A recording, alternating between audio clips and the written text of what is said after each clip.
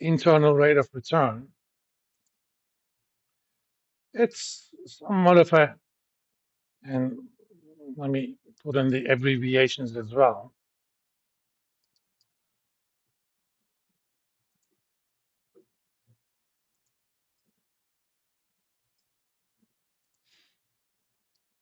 This basically says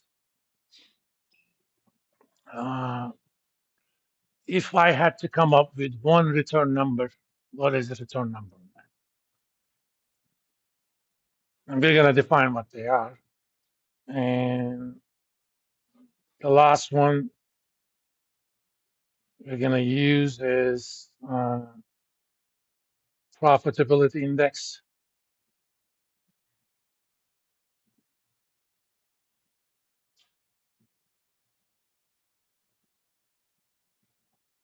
This is essentially related to MPV itself. Basically, it asks how many dollars of future cash flows I have per cost of investment. In fact, we can write profitability index uh, in terms of MPV.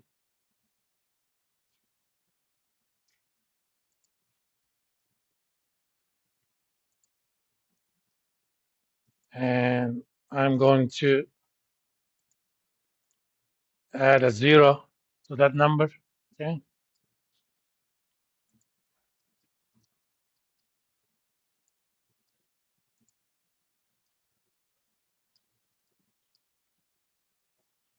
No, I'm sorry. And add a 1. Okay.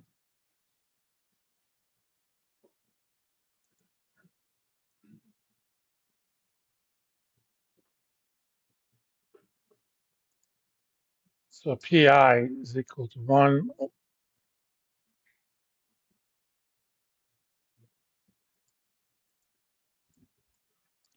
For projects that are standalone, you would never make a decision with PI that will be any different from what you want to call NPV. All right. This will kind of help us if and when we have restrictions on how much capital we can get. If you have capital rationing, if you have funding for any projects that you deem profitable, who cares? If it's profitable, you go ahead with the project. But if there are limits to how much funding you can get, then sometimes that PI is going to help you. You're going to start with the ones that make you the most money, and you keep funding until you run out of money. So they're not totally useless. Otherwise, we'll just let MPV do everything and we go from there. Now, once we have those numbers, whatever they are, we need to come up with a rule that says, are we going ahead with this project or not? So we need decision rules.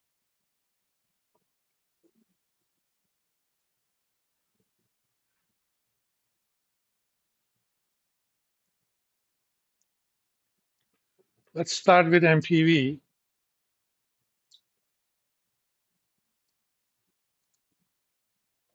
And these decision rules depend upon whether the project is standalone or mutually exclusive.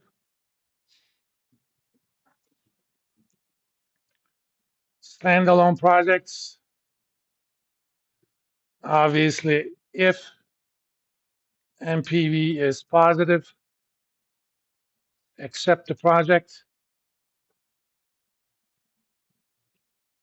otherwise reject.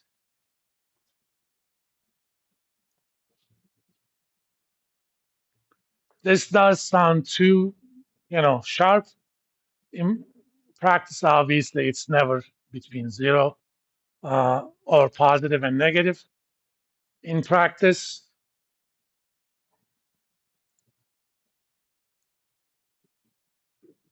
there is always a gray area.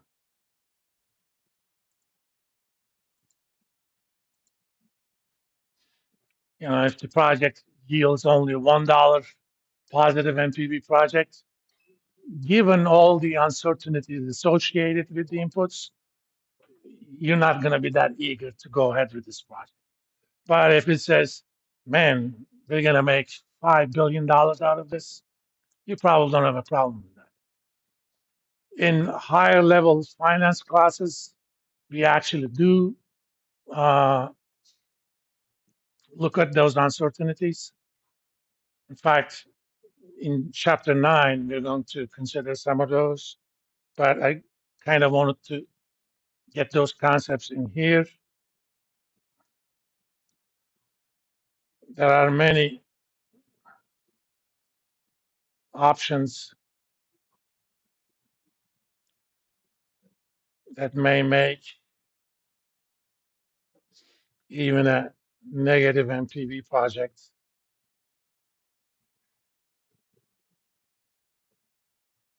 desirable. I'll just give you two examples.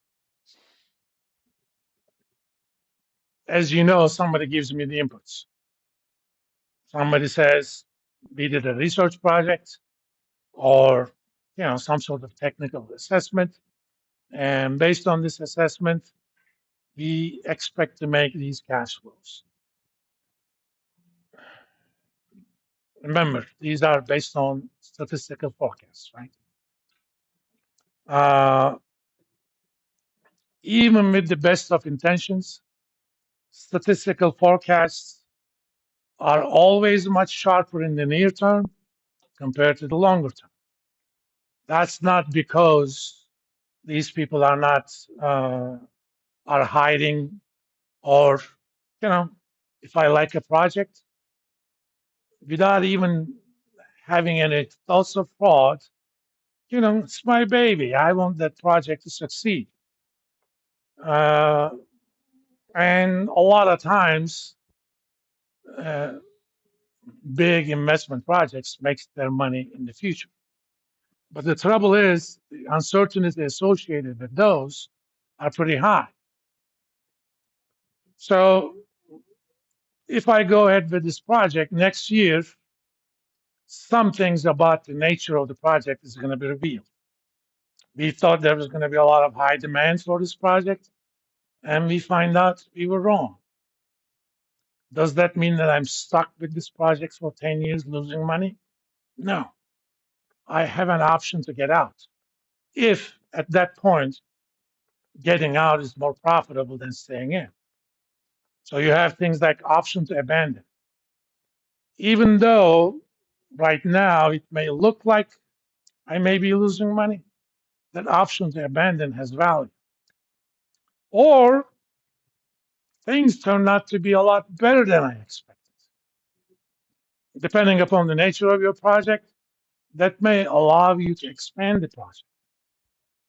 In fact, one of the most important things anytime you do investment projects, to the extent possible, build optionalities.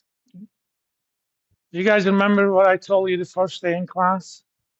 Build optionalities into your education, into your careers.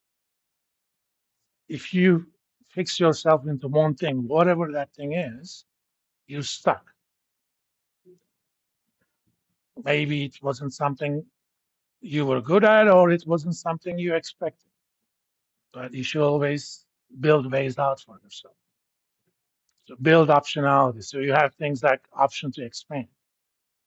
Right? So even negative NPV projects may have may be desirable. I'll give you another example about optionalities. Right now, that's not an issue, but back in right after COVID issues, as you know, oil prices collapsed, right? That didn't matter too much to Saudis.